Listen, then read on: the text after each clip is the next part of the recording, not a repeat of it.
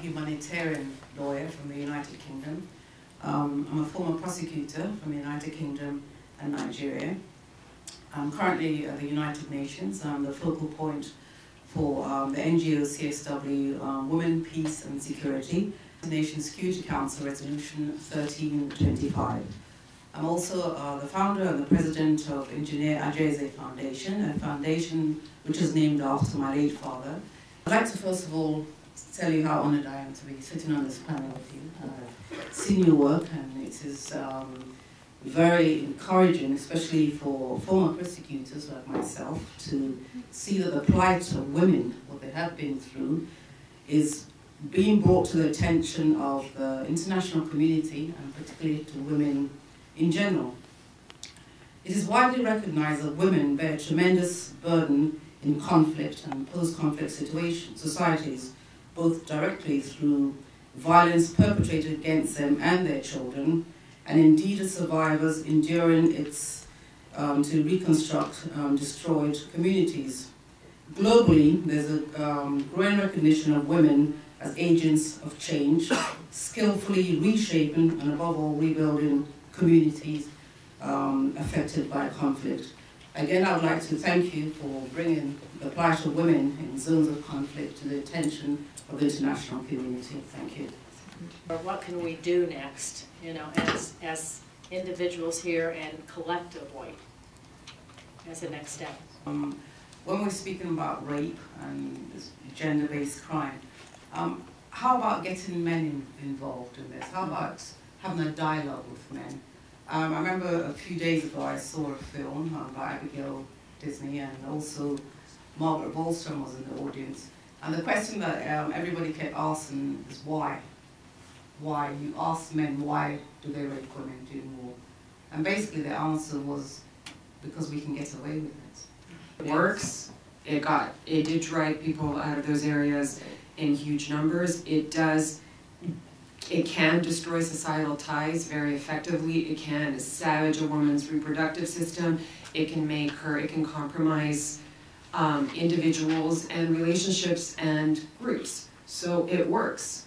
The million-dollar question is how does it translate on the ground, you know, in the war zone? That's, I mean, I would toss that back to you, because opportunistic rape in every war, and we also see increasingly a very strategic, planned strategic rape. If you go into one village and you bring, you know, 10 girls forward and gang rape them, and you get to the next village, everybody's fled. It's a very powerful weapon. Sort of the comfort women, they were set up supposedly to prevent rape, abducted and held in sexual slavery to the Japanese soldiers, so they wouldn't go out and rape, but they were still held in sexual slavery, and I would consider that a weapon of war to keep them satisfied, and is very powerful. Put to rest is that this is somehow a sexual act that's expressed through violence, and there's some idea that, you know, boys will be boys. They're stressed out on the, you know, on the battlefield, and, you know, this is just, or the idea with the comfort women that there's some place, you know, to you know, release pent-up tensions. And I think at least we're at a baseline where we understand that this is violence. It's a form of, you know, domination. It's individual domination and it's group domination much of the time, and it's expressed through sexual means, but it's basically fundamentally an act of domination and violence. You know, rape happens, and that it's somehow attributed to men who can't control their impulses. So standing up and being counted, saying this matters, this is outrageous. Each person, if you show up in a room and there's 10 people there, doesn't make as big of a statement if you show up in a room and there's 1,000 people there saying that it's outrageous. So even, you know, if you care about something, just showing up is important. You know, I think making your voice heard, and I think as individuals we have to shift the shame of sexual violence and put it on the perpetrator where it belongs, as people weak and cowardly, not on the survivor who's not done anything wrong. And once we shift that shame of stigma that prevents people from reporting the crime and place it on the perpetrator, that they're weak and cowardly for committing the crime, I think that you'll start to see reductions. So individual attitudes matters as much as anything.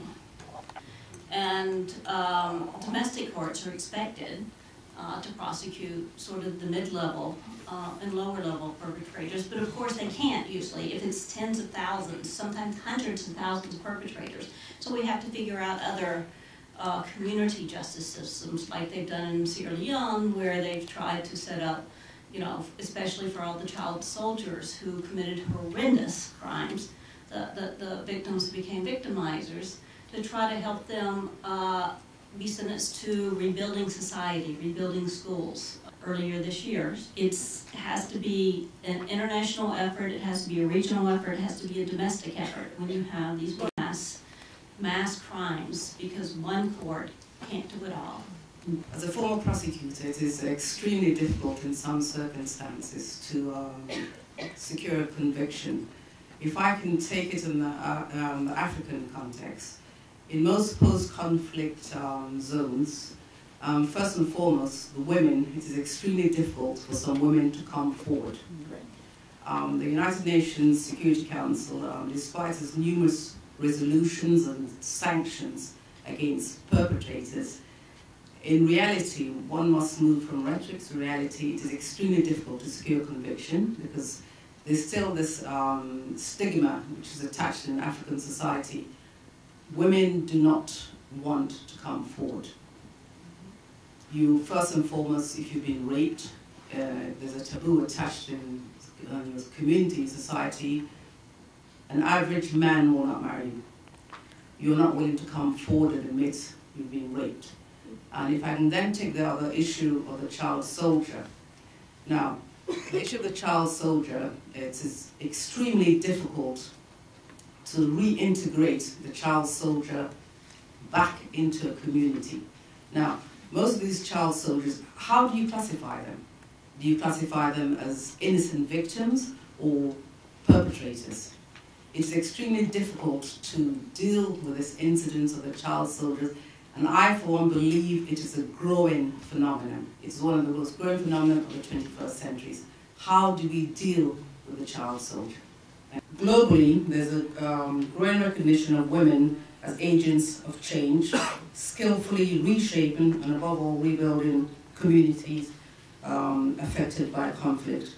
Again, I would like to thank you for bringing the plight of women in zones of conflict to the attention of the international community. Thank you. Thank you.